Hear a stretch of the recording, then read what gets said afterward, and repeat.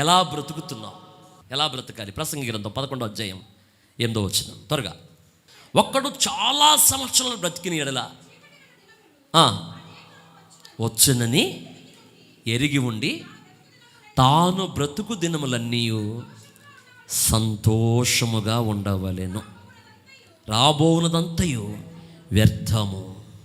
ఒకసారి గట్టిగా చెప్పండి. ఒకడు చాలా సంవత్సరాలు బ్రతికినా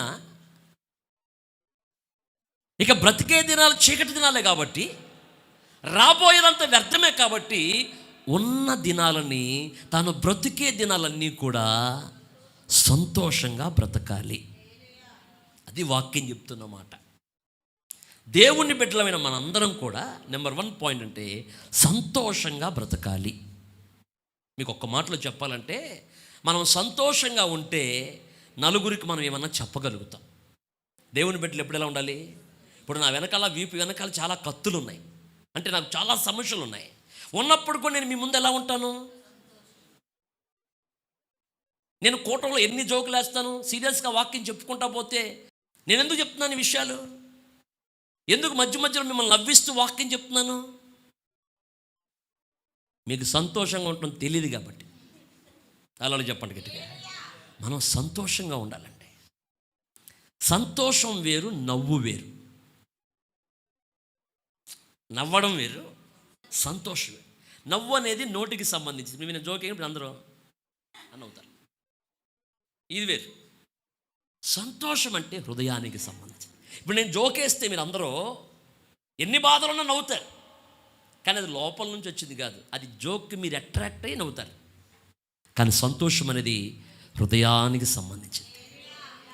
నువ్వు ఒకవేళ ఇంట్లో పండుకున్నా సంతోషంగా ఉంటావు, ప్రయాణం చేస్తున్నా సంతోషంగా ఉంటావు, నువ్వు బాత్రూంలో స్నానం చేస్తున్నా సంతోషంగా ఉంటావు, తినే పట్టడి మెతుకులు సంతోషంగా తింటావు, కట్టుకునే ఉన్న బట్టలే సంతోషంగా కట్టుకుంటావు, నువ్వు చేసే చిన్న ప్రయాణమే సంతోషంగా చేస్తావు, చిన్న పరిచర్య సంతోషంగా చేస్తావు, చిన్న పాట సంతోషంగా పాడతావు. అసలు ఏది చేసినట్టు చేస్తావు?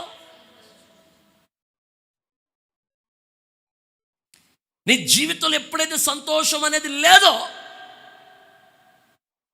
అప్పుడు నీ జీవితంలోకి సాతానుడు ప్రవేశించి నిన్ను ఆశీర్వాదకరంగా లేకుండా చేస్తాడు. రాబోయే దినాలకి చీకటి దినాలే, ఇక రాబోయే దినాలు వ్యర్థమే. మంచి రోజులు వస్తాయి అనుకోకండి, ఇంకా భయంకరంగా ఉంటాయి. మంచి దినాలకి మనం చూడలేము. ఇంకా రాబోయే యుగం అంత మంచిది కాదు. దేవుడు చెప్పాడు, చెడ్డతరం ఇది, ఎటు చూసినా భయానక పరిస్థితులు ఆవరించబోతున్నాయి, భూమిని చీకటి కమ్మబోతుంది. అందుకే మనం పాడతాం, చూడుము భూమి మీద పాప చీకటి కమ్మియున్నది, జ్యోతి వాలే వించుము జీవవాక్యము. అర్థమైందా? భూమిని ఏం కమ్మబోతుంది? పాప చీకటి కమ్మబోతుంది. ఇక రాబోయే దినాలు బాగో, ఇక రాబోయే దినాలు వ్యర్థంగా ఉంటాయి, ఇక మంచి దినాలు లేవు. అన్నిటి అంతము సమీపించింది. రాబోయేవాడు వచ్చేస్తున్నాడు, ఆయన రాకడ సమీపంగా ఉంది. జనం మీదకి జనం, దేశం మీదకి దేశం, ఎక్కడ చూసినా కరువులు, భూకంపాలు, భయంకరమైన పరిస్థితులు భూమిని కమ్ముకోబోతున్నాయి. ఇలాంటి పరిస్థితులు భూమి మీదకి రాబోతున్నాయి. కాబట్టి మీరు ఎలా ఉండాలని బైబిల్ చెప్తుందంటే, మీరు సంతోషకరమైన దినాలు జీవించాలా. గట్టిగా గట్టిగా ఎలా జీవించాలంట? సంతోషకరమైన దినాలను మనము జీవించాలి. దేవుని బిడ్డలు ఎలా ఉండాలండి? దేవుని స్తుతించు. నేను మిమ్మల్ని మాట్లాడు చెప్పండి. మిమ్మల్ని చూసి ఎవరన్నా ఏంటి ఇంత హ్యాపీగా ఉన్నాం ఎప్పుడన్నా అడిగి వాడు బతికి ఉన్నాడా? చెప్పండి. అసలు ఎట్లా ఉండాలా? నాకు 1,000 సమస్యలున్నా, 100 సమస్యలున్నా, 1000 సమస్యలున్నా, సమస్యలు వచ్చిన దారిన వచ్చే కాలమంతా, వచ్చే నీరంతా, ఏ సమస్య అయినా నీ జీవితంలోకి వస్తుంది. అతాహాయ్ జతాహాయ్, గుర్తుపెట్టుకో. వచ్చిన దారినవన్నీ పోతాయి. నువ్వు దానికోసం మనందరం ఇక్కడ ఉన్న వాళ్ళము ఆత్మీయ జీవితాన్ని పాడు చేసుకోకూడదు. ఈరోజు చాలామంది విశ్వాసులైన వాళ్ళకి సంతోషంగా బ్రతకడం తెలియట్లేదు. విశ్వాసిగా ఉన్న నీ జీవితం ఎన్ని సమస్యల్లో ఉన్నప్పటికీ కొన్నవాళ్ళు మీరు సంతోషంగా ఉండటం చాలా అవసరం.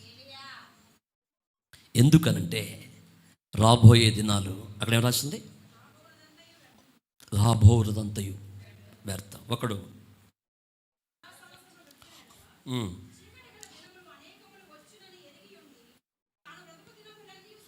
జాగ్రత్త, చీకటి దినాలు రాబోతున్నాయి. చీకటి భూమిని కమ్మబోతుంది. కాబట్టి మీరు అందరూ ఎలా ఉండాలి? మాట్లాడాలి, చెప్పండమ్మా. ఎలా ఉండాలి? సంతోషంగా ఉండాలి. పాస్టర్ గారు, మా జీవితంలో సంతోషంగా ఉండే పరిస్థితులు లేవయ్యా అన్నోళ్ళు చేయొద్దండి. పరిస్థితులు అయితే సంతోషాన్ని ఇవ్వట్లేదు అన్నోళ్ళు చేయొత్తారు. అది కూడా ఎత్తారు. ఏందమ్మా అసలు నేను తెలుగులో చెప్తున్నా మీకు అర్థం కావట్లేదు. అసలు ఉన్న పరిస్థితుల ఆనందం బైబిల్ ఏం చెప్తుంది తెలుసా? మాసిదోనియా సంఘస్థులట వాళ్ళు బహుశ్రమల వల్ల పరీక్షించబడగా వారు అత్యధికంగా సంతోషించారట. 2 కొరింథీ 8వ అధ్యాయం ఒకటి మాట.